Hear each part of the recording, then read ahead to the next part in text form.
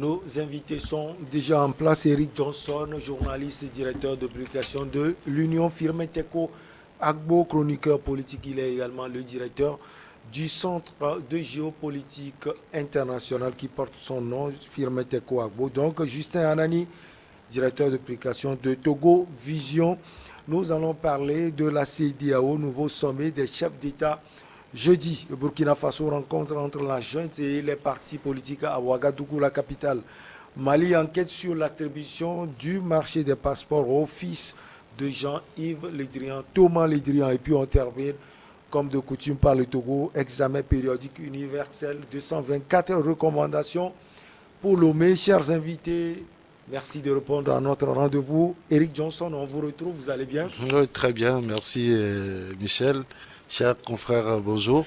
Bonjour. C'est avec le même plaisir que nous retrouvons nos téléspectatrices et téléspectateurs de New World TV, à qui je profite de l'occasion pour souhaiter mes meilleurs voeux de santé, de bonheur, de succès, de prospérité pour cette année 2022. Merci pour l'invitation, Michel. Le directeur de publication de Togo Vision est également là, Justin Anani, que nous recevons pour la première fois. C'est-à-dire, je reçois pour la première fois. Vous allez bien? Très bien, Michel. Bonjour à tous les confrères. Bonjour à toutes et à tous ceux-là qui nous suivent en ce moment. Ça fait un bon moment. Je dirais que ça fait des mois que je suis pu passer par ici. Je profite de l'occasion, tout comme Eric l'a dit tout à l'heure, pour souhaiter mes voeux les meilleurs à tous ceux qui nous suivent, aux passionnés de cette émission, et que Dieu nous accompagne au quotidien. Firmin, bonjour, vous allez bien? Oui, bonjour, Michel Takba, je vais bien, merci de m'avoir invité et je suis heureux de me retrouver sur le même plateau avec mes doyens, pour ne pas dire mes jeunes doyens. Allez, on va parler de la CEDEAO après le sommet virtuel, c'était le 8 janvier écoulé. Jeudi prochain se tiendra un autre sommet à Accra, au Ghana. On va sans doute parler du Burkina Faso et voir un peu, et parler également de l'actualité au niveau de la sous-région. Cette sous-région, Justin Anani, est émaillée par les coups d'État. Oui, c'est vraiment dommage ce que nous vivons, nous assistons ces derniers mois. C'est vrai qu'il est bien qu'on ne doit pas quand même soutenir ce qu'on appelle coup d'État. Un coup d'État, c'est le renversement de l'ordre constitutionnel établi. On ne peut jamais souhaiter. Maintenant, la question est de savoir qu'est-ce qui provoque aujourd'hui ces sorties des hommes armés, des militaires, qui en réalité n'ont pas pour vocation pour faire la politique. Et quand vous analysez, vous allez comprendre que l'espace CEDEAO, la communauté aujourd'hui est malade. Elle est malade pour la simple raison qu'il y a un certain nombre de dispositions qui sont contenues même dans la charte même de la CEDEAO qui ne sont pas respectées aujourd'hui. Et quand vous prenez même le protocole additionnel de la CEDEAO, il y a des dispositions également qui sont contenues là qui ne sont pas respectées. Donc, quand vous prenez ce que c'est qu'un militaire, ce que c'est qu'un corps armé dans une république, ça fait partie des forces vives de la nation. Donc, lorsque ça va très mal, l'armée a pour le rôle, non seulement régalien, quand même de maintenir l'ordre, mais de venir pour mettre de l'ordre dans la maison. Donc, c'est ce malheureusement à quoi on assiste. Mais ce n'est pas bien quand même de soutenir ce que... L'armée a pour vocation de faire des coups d'État? Non, pas ça, pas du tout. L'armée n'a pas pour vocation de faire... L'armée a pour vocation de maintenir l'ordre, de protéger la patrie, de protéger les institutions de la République. Mais l'armée également fait partie de ce qu'on appelle un corps qui fait partie de la vie de la nation. Donc une institution également. Lorsque ça ne va pas, et l'armée est inclue dans la société. Donc il ne faut pas estimer que l'armée, lorsque ça ne va pas, l'armée doit rester quelque part, croiser les bras pour observer. Surtout dans les grandes démocraties où ça avance, on sait que quelle que soit l'évolution, l'étape, l'armée est là pour observer. Elle n'a pas son mot à dire dans la politique, dans la vie politique de la nation. Mais malheureusement, lorsque nous vivons dans des pays comme les nôtres, au niveau de l'espace CEDEAO, vous prenez le Togo, vous prenez la Gambie, vous prenez le Mali, la Guinée, le Bénin, ainsi de suite. Donc la démocratie est fragile aujourd'hui. Les institutions sont là, mais n'arrivent pas à jouer véritablement leur rôle. C'est ce qui a amené l'ex-président des États-Unis d'Amérique, Barack Obama, a déclaré qu'on n'a pas besoin des hommes forts au niveau des États en Afrique, mais des institutions fortes. Parce que les institutions sont manipulées. Les institutions sont inféodées. Et ceux-là qui sont les hauts gradés également de l'armée savent que ces institutions-là sont manipulées. Et ces hauts gradés-là également savent qu'ils sont manipulés. Donc lorsque ça ne va pas à un moment donné, bon, dans les pays où il y a quand même la composante est ouverte, il y a dans certains pays, la composante de l'armée n'est pas ouverte. Donc là, vous ne pouvez jamais assister à un coup d'État. Je ne vais pas citer des pays, mais il y a des pays où lorsqu'on parle de l'armée républicaine, de l'armée de la nation, pratiquement on y retrouve toutes les ethnies. Donc les composantes des régions se retrouvent. Donc lorsque ça ne va pas, ces gens-là ne peuvent pas observer que ça va de mal en pire, et à un moment donné, ils prennent leurs responsabilités. Donc, c'est ce qui arrive. C'est ce qui arrive, malheureusement, c'est ce qui arrive. Maintenant, la balle revient maintenant au niveau de ces dirigeants, au niveau de la CEDEAO, de revoir copie. D'abord, qu'est-ce qui est contenu dans la charte de la CEDEAO? D'abord, qui est parti d'une organisation économique dans l'espace, la libre circulation des biens des personnes. La question aujourd'hui est de savoir, est-ce que c'est respecté? À mon sens, je pense que c'est non. Et la manipulation, la gouvernance, la bonne gouvernance. Il y a des questions politiques qui est ajoutée dans les années 2000-2001 par rapport à ce qu'on appelle le protocole additionnel de la CEDEAO. Le Bénin, entre-temps, a demandé à ce que ce protocole additionnel de la CEDEAO soit également revu. Mais ça n'a pas été analysé. On en est là, à un moment donné où il était question de voir la limitation des mandats. Les pays qui sont hostiles, notamment on peut citer le Togo et la Gambie à un moment donné. La Gambie a évolué positivement. Le cas du Togo, peut-être on va en parler. Donc ce sont des éléments qui font qu'aujourd'hui, l'armée qui n'a pas pour rôle de faire un coup d'État rentre dans la vie de la nation et c'est ce qu'on malheureusement nous déplorons. Alors, Firmin Tekou Agbo, qu'est-ce qu'on peut attendre de ce sommet d'Accra après le sommet virtuel de vendredi écoulé? Voilà, avant de répondre à votre question, je vais peut-être compléter un peu ce que Justin Anani a évoqué tout à l'heure en parlant de l'Afrique, en disant que à un certain niveau, l'armée peut intervenir, mais abstraction fait des coups d'État. Mais je voudrais juste ajouter que même dans les grandes démocraties, l'armée est consultée sur les grandes décisions. Parce qu'on ne peut pas faire aujourd'hui la politique américaine sans consulter le Pentagone, sans consulter les grands officiers de l'armée. C'est comme quand Barack Obama arrivait au pouvoir, il avait promis en finir avec Guantanamo. Mais jusqu'à ce qu'il nous quitte, jusqu'à après ces 8 ans, il n'a plus rien fait par rapport à ça. Ça veut dire que l'armée a son rôle véritablement dans la politique américaine. L'armée est toujours consultée sur les grandes décisions et l'armée intervient à un certain nombre de niveaux. C'est juste pour compléter ce que Justin Anani a dit tout à l'heure. Sauf qu'en Afrique, c'est un peu compliqué. C'est tellement visible et c'est ce que nous essayons de condamner, c'est ce que nous ne voudrons plus vivre. Bon, en ce qui concerne votre question, je pense que quand vous analysez un peu ce qui se passe avec les pays, le Mali, avec la Guinée-Conakry, vous voyez un peu les Burkinabés, vous allez faire cette petite lecture. Les Burkinabés sont un peu beaucoup plus ouverts.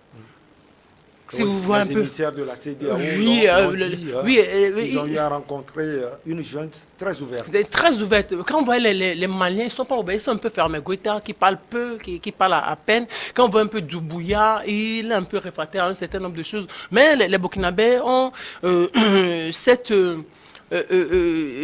cette ouverture d'esprit et c'est ce qui se fait voir dans leurs propos aujourd'hui. Et vous voyez même avec l'accord de la jeune, on a pu voir au moins pour la première fois le président Kaboré. Alors que avant qu'on ne voit ou la télévision ne filme à l'époque le président Ibeka ou guinéen Alpha Condé, ça a été très difficile. Mais ils sont beaucoup plus ouverts. Donc ça veut dire ils sont quand même dotés peut-être d'une bonne foi et ils veulent avancer. Mais sauf que moi, toujours est-il que moi, je condamne les coups d'État, c'est-à-dire on ne peut jamais applaudir les deux, mais les coups d'État, quel que soit ce qu'on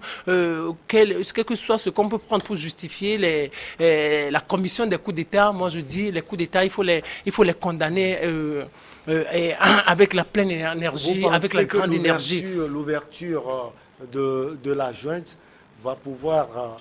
peut-être que les décisions de la CEDEAO ne seront pas aussi à la hauteur. Oui, bien sûr, l'ouverture va beaucoup jouer. Et vous voyez en cette junte, une junte qui veuille faire avancer les choses. Une junte qui veuille faire rétablir, par exemple, quand on voit même, on dit la Constitution est rétablie, une junte qui veuille peut-être conduire une transition en toute légalité.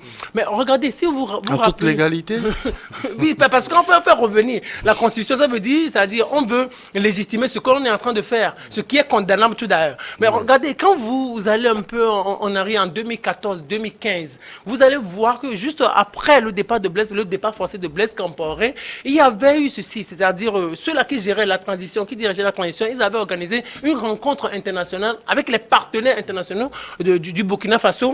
Ouais, ça s'était tenu en janvier. Et quelques semaines plus tard, ceux qui organisaient la transition, à l'époque c'était le président Kafando et le premier ministre Zida, ils avaient également organisé une rencontre avec les partis politiques. Donc ça montre à quel point les Burkinabés sont beaucoup plus ouverts que par rapport aux autres pays. Bon, ce que nous pourrons souhaiter, c'est que ces discussions-là puissent véritablement aboutir à l'organisation d'une transition et après conduire à l'organisation des élections pour remettre le pays sur la voie de la démocratie. Eric Johnson, même question à vous. Qu'est-ce qu'on peut espérer ou bien attendre de ce sommet à venir, le sommet d'Accra, sur le Burkina Faso? Personnellement, je demanderais plutôt à la CEDEAO de corser un peu plus les sanctions contre le Burkina Faso. Vous ne pensez pas qu'il y a un risque là-bas? Non, je veux être clair. Je veux être clair. Quelle que soit la situation d'un pays, du moment où les peuples ont accepté la démocratie, tout doit se faire dans ce cadre. C'est vrai, comme l'a dit Justin, nos institutions sont faibles. Elles ne sont pas aussi fortes pour que nous puissions éviter forcément ces coups d'État, ces genres de situations. Je dis, quelle que soit la forme prise par le renversement constitutionnel, je dis, il faut condamner cela avec la plus forte énergie. Ce qui se passe, suivez un peu plus la junte au Burkina. D'abord, le fait de recevoir, sinon d'appeler les chefs de partis politiques et de leur demander leur soutien, je pense que nous sommes en train de dévier complètement de la voie de la démocratie que le peuple burkinabé a souhaité depuis fort longtemps. Vous voulez qu'elle fasse quoi concrètement, Eric Johnson? Ce que je veux dire est très simple, que cette junte-là remette le pouvoir à celui qui a été élu, qui n'a pas encore fini son mandat, et que les institutions reprennent leurs activités. Si on me donne aujourd'hui comme argument la sécurité du Burkina pour renverser un pouvoir légitime, je pense que les gens sont en train de faire un mauvais calcul. Mais c'est une réalité. Mais j'explique. Tout à l'heure, mes collègues ont bien dit que le rôle de l'armée, ce n'est pas de faire la politique. Ça veut dire que lorsque vous êtes en démocratie, il y a le pouvoir politique qui donne des directives, qui dirige le pouvoir et comme cela donne des instructions et les militaires, sinon ceux qui s'occupent de la sécurité font le travail sur le terrain. Ça veut dire quoi? Ça veut dire que même si c'est une junte, c'est des militaires qui sont au pouvoir, ce sera ainsi. C'est-à-dire qu'il y a une institution qui va donner les directives que les militaires sur le terrain vont suivre pour pouvoir faire la sécurité. Ceci étant, je suis parfaitement contre tout ce qui est renversement du pouvoir constitutionnel. Alors, la question que tu m'as posée par rapport à ce qu'on doit attendre, c'est qu'il faut que ce que le colonel Damiba a fait en rétablissant la Constitution est une bonne chose. Mais ça encore, c'est pas suffisant. Il faut qu'il fasse mieux, qu'il rétablisse le pouvoir exécutif, qu'il rétablisse les institutions de la République et qu'il dise, voilà, nous n'étions pas d'accord par rapport à une certaine situation. On sait que c'est utopique, Eric Johnson. Mais c'est pas utopique, ça va pas être difficile du tout. Du moment où ce qui aujourd'hui peut nous réconforter, c'est que quand ça s'est passé, il n'y a pas eu d'effusion de sang. Et par conséquent, personne n'aura à répondre de sang versé par des Burkinabés devant quelque juridiction que ce soit. Mais aujourd'hui, les militaires qui ont pris le pouvoir ont encore la chance de rétablir les choses. Et là, la CEDEAO, que je ne comprends pas ce que nous voulons, nous autres, enfin de la sous-région. Nous condamnons toutes les décisions de la CEDEAO. Mais c'est une forte manipulation. Mais vous pensez que la CEDEAO fait un bon boulot? On va marquer la pause. Et on revient. vous donner la parole pour Je continuerai.